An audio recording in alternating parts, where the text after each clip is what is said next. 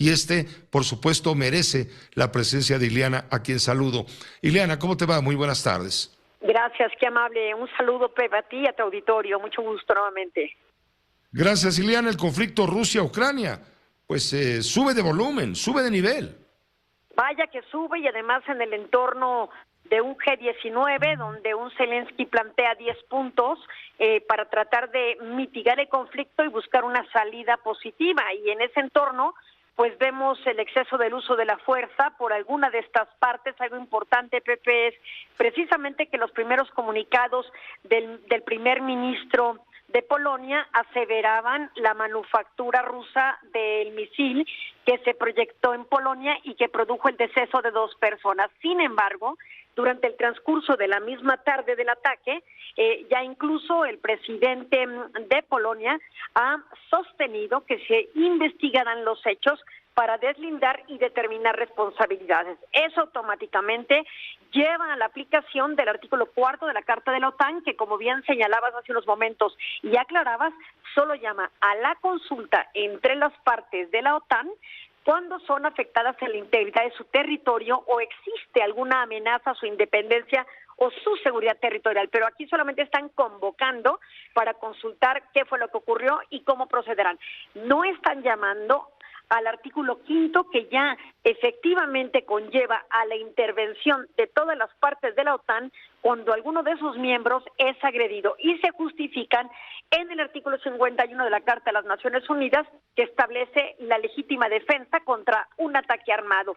Y en esa misma situación, el artículo 6 de la Carta establece lo que es un ataque armado, y es demasiado ambiguo porque finalmente es considerado un ataque a un territorio, y determinar la proporción del daño no establece ese ataque armado. Así es que está muy abierto el espectro para que sean los propios miembros de la OTAN, donde mañana tendrán precisamente una reunión con Jens Stoltenberg, que es quien dirige la OTAN, además de las reuniones de emergencia que se han estado dando justamente en el marco del G19 o G20, para tratar de determinar cómo han de caminar. Pero, sin duda, cualquier intervención o acción de la OTAN en los límites de Polonia con Rusia van a impedir cualquier conato de posible paz que se pueda llegar a establecer.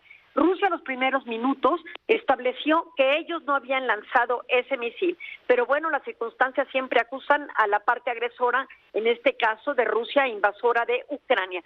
Pero en el derecho internacional público es muy difícil en tan poco tiempo determinar la responsabilidad. Para ejemplo, un botón. México llevó a cabo una demanda en una corte de Boston en contra de los fabricantes de las armas que legalmente entran al territorio mexicano. Allí la Corte desestimó el asunto porque no se puede imputar que los fabricantes sean responsables de los homicidios. Y haciendo esta analogía, que un producto militar sea de manufactura de tal o cual país, no necesariamente lo conlleva a que éste accionó tal mecanismo. Se necesita una investigación mucho más profunda para tratar de determinar estos hechos y finalmente atribuir la responsabilidad a Rusia.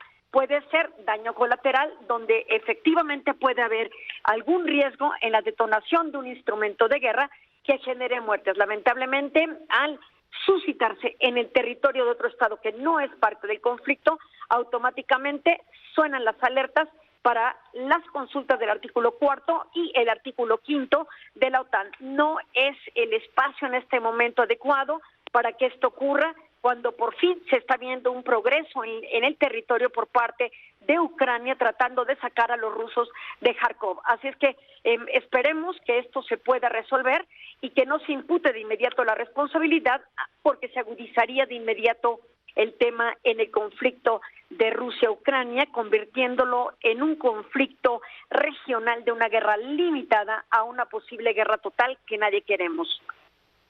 Te agradezco mucho, Ileana, como siempre, doctora. Gracias por ayudarnos a entender el contexto apropiado.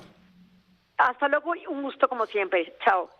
El gusto es nuestro. Gracias. Hasta luego. La doctora Ileana Rodríguez Santibáñez, profesora investigadora en temas internacionales, en Derecho Internacional del TEC de Monterrey.